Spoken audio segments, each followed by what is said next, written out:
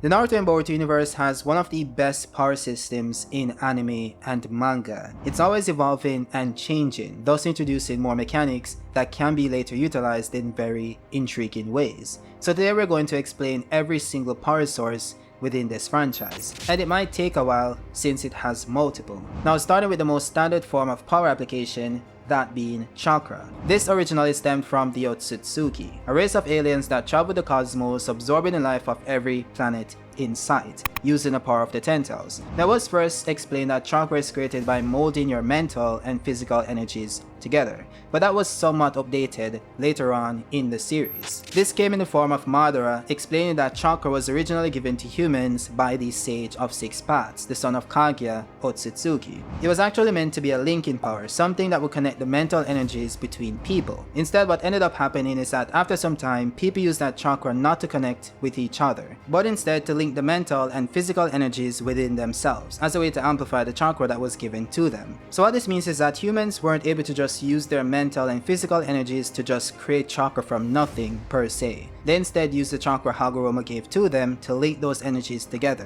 which then amplified that same chakra. This allowed them to create different variations of jutsu, such as ninjutsu, genjutsu, juinjutsu, kenjutsu, and even certain forms of taijutsu.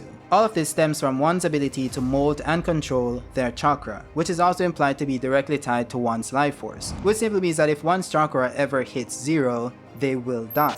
Now the next power source on the list is nature energy. This power source is pretty much the energy generated by the planet itself, not to be confused with the planet's chakra used by Rasengan Uzuhiko, but we're gonna get to that one soon. Now this one more so refers to the energy in the soil, the water, and air, that which one can choose to manipulate in many different ways, one such being the ability to use senjutsu. Now as explained by Fukasaku, one of the great Toad sages, it's all about the balance between mental, physical, and nature energy. If you don't manipulate those three together carefully, you can't produce senjutsu chakra. And just to clarify one thing, mental energy and physical energy is what's used to amplify chakra itself. So in essence, Naruto is just adding nature energy to the production of chakra, which then creates a new type of chakra, that being senjutsu. Now this power can manifest differently based on who teaches you how to enter sage mode. So the Toads will bring trainees to Mount Miyaboku, feed them certain edibles, and also apply toad oil to their bodies. This allows them to manifest the Toad's version of senjutsu, which comes with its own set of abilities. Though if one fails to achieve Toad Sage mode, it results in them turning into a petrified toad. Now you also have Snake Sage mode, which is acquired at the Ryuchi Cave. This is done by getting bitten by the Snake Sage itself, which either results in a manifestation of the Snake's variant of Sage mode, or you pretty much get turned into a snake as well. Today, Kabuto is the only character who managed to survive this process, since Orochimaru failed and was literally transformed into a white snake. He's only able to maintain his human form using his body snatching technique known as the Living Corpse Reincarnation Jutsu. Now you do have other versions of Sage mode as well, such as Hashirama's Sage mode of unknown origin, and even Kabuto's Dragon Sage mode, which is an evolved version of Snake Sage mode. You also have artificial versions of Senjutsu such as Mitsuki's Snake Sage mode, and even Kashin Koji's Toad Sage mode. Now the most powerful one we've seen so far is Six Paths Sage mode, which is a form only used by Naruto. This power is pretty much a combination of Naruto's regular Sage mode and Hagoromo's Six Paths Senjutsu chakra, which Naruto received in the Fourth Great War. Naruto then went on to combine that power with Kuruma's Tail Beast chakra, which resulted in the Fox-Slitted Pupil. Now this power can also be acquired by retaining the chakra of all 9 Biju, which is why Naruto still has Six Paths Sage mode in Boruto according to the novels. Note that this power also requires one to have mastery over Sage mode itself, which means that one simply can't acquire Six Paths Sage mode with just the power of the Tail Beast. Speaking of Tail Beasts, these entities are pretty much one of the most recognizable sources of power within the Naruto universe. We could simplify this by saying that the 9 Tail Beasts are simply portions of the 10 Tails, which was stated to be a mass of natural energy, but it's a bit more complicated. You see, this somewhat ties into the story of Kaguya Otsutsuki, which is that she came to the planet with Ishiki Otsutsuki, betrayed him, stole the chakra fruit, and later had 2 children. That was later revealed in chapter 681 that the Ten Tails isn't just the Divine Tree, it's Kaguya herself as well. So when the Ten Tails attacked, it wasn't just the Divine Tree's incarnation trying to reclaim its chakra fruit as stated by Hagoromo. It was actually Kaguya's will attempting to take back the chakra that was dispersed into her two children. So instead of being consumed by the Ten Tails, Kaguya found a way to merge with the Ten Tails instead. This then led to Kaguya awakening her own Biju form, which pretty much manifested in the form of a giant rabbit. In fact, she became the 10th tail of the Ten Tails, as shown when all the Biju chakra was extracted from the host body. This simply means that when Hagoromo created the tail beasts from the chakra of the Ten Tails, it wasn't just the power of the Ten Tails that created them, but also the chakra of Kaguya Otsutsuki. So this also explains why the tail beasts are so powerful, being touted as continental level entities with the power to turn the world to ash. Now this may differ depending on the tail beasts, of course, since all 9 of them are not of the same power level. I mean, half of Kurama was able to completely outmatch the power of 6 of them combined, which makes sense since he's the strongest among them. The one thing to note is that the number of tails a tail beast possesses doesn't necessarily correlate to how strong that tail beast is. This was a running misconception for a very long time, but the 8 tails indicated that this wasn't the case in the 4th Great War. With that said, similar to Nature Energy and Senjutsu, there's a way to amplify the tail beast chakra to make them even more powerful, which would be to become its Jinchuriki. This can be done by sealing the tail beast within someone that's capable of containing its power.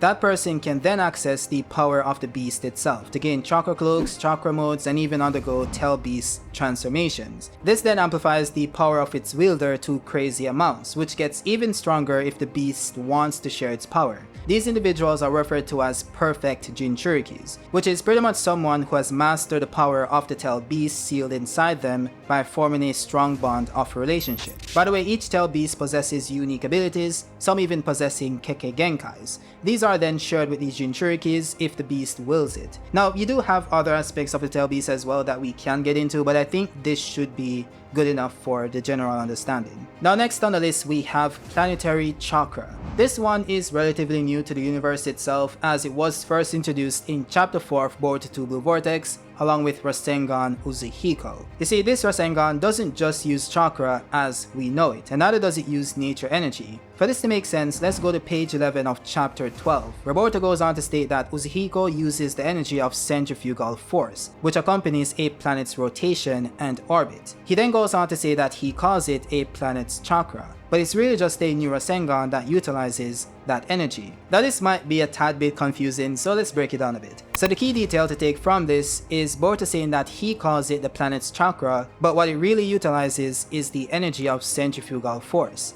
This is very important because everyone thought that Uzuhiko uses nature energy since Boruto is using the energy of the planet, but this was later debunked by the official Boruto database, which listed the ability as ninjutsu instead of senjutsu. It even went as far as saying that Boruto refers to the planetary energy used for Uzuhiko as a planet's chakra, but it's not the same as nature energy used by ninjas such as Naruto and Mitsuki when they enter Sage Mode. So if the ability is using the planet's chakra, but the chakra is not the same as nature energy, which the planet generates, what energy is Boruto using to power Uzuhiko?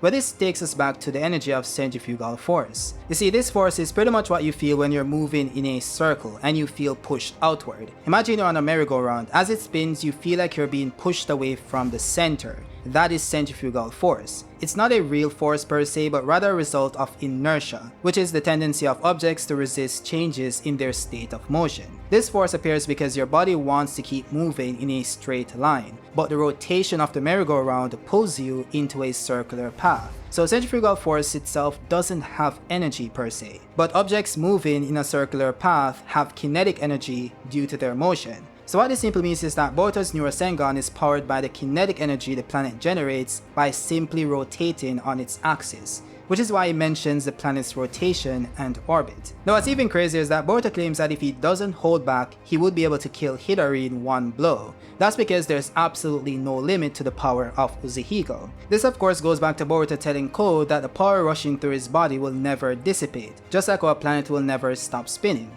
This exact logic is what makes the power of Uzuhiko limitless. Since the planet itself will never stop spinning, it will continue to generate more kinetic energy for Boruto to absorb, which then makes it an unlimited source of energy, which then makes the power of the Rasengan itself limitless. Now of course you could argue that one could stop the planet itself from spinning, which negates all of this, but Uzuhiko would be the least of anyone's worries if that does happen. By the way, the chapter also introduced the first con of the power source as well, which is that Boruto needs to take in that energy through both feet, so it has to be directly standing on the ground. This means that one could simply attack him and force him to remove that connection, thus preventing him from ever being able to absorb that kinetic energy. Now this power source also seems to make the persons inflicted by its energy experience an extreme case of vertigo, which means that everything seems to be spinning, thus making them feel off balance. Now this could just be an effect of the Rasengan aspect of it and not necessarily the planetary energy itself, but I guess we'll see soon enough. Up next we have Baran Energy.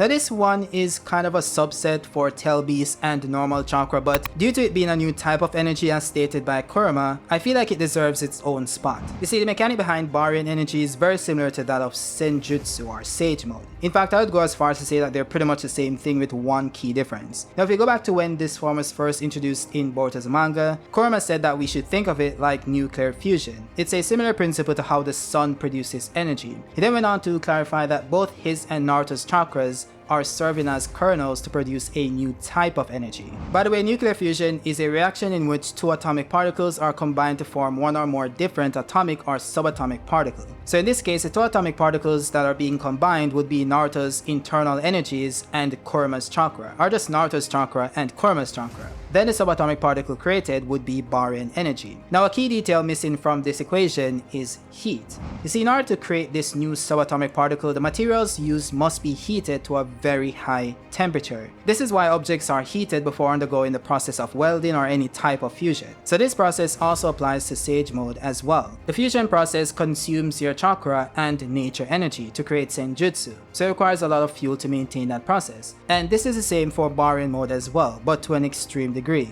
To the point where, as Kurama puts it, my chakra and yours will get consumed until one or both of our lives run out. You can even see the steam emitting from Naruto's body when he first transformed, which later turned into red vapor. And what exactly does red vapor remind you of? Of course, that would be the 8 gates of death used by Might Guy versus Madara. It was explained that the 8th gate causes the body to continually heat up until it's been cooked from the inside out, reducing the user to ash. This extreme heat is what produces the power displayed by this form, similar to how the heat is what produces the power displayed by Baran Mode, to the point where one of the chakras used in the process burns out completely, similar to the 8 gates. So in a sense, all Kurama did was heat their chakra to an extreme amount, way higher than the heat used to create Senjutsu. Similar to how the 8 gates of death heats the chakra way higher than what the prior 7 gates were capable of. Now strength isn't the only feature of Baran Energy, since it also drains the life force of those it comes in contact with. You see, as stated by Kurama, because all chakra is connected, the same power that comes into being by bits of our lives also shaves off the lives of those it comes in contact with. So the energy itself is pretty busted, and on a mechanic level, any two energies should be able to achieve this state, but of course the power level would be a bit different. With that said, those are all the power sources or power energy types within the Naruto franchise. Of course, as I said before, this wasn't a power mechanic explained video, so I'm not going to go into the Sharingan, the Byakugan, and all that lovely stuff. But if you guys want to see that video, you guys can let me know down in the comment section. And of course, if I missed any energy source that existed in canon, which is the manga, you guys can let me know as well, and I'll just make a different video, of course. But yeah, with that said guys, drop a like if you like the video, and subscribe if you're new, and I'll see you guys on the next one. Peace out.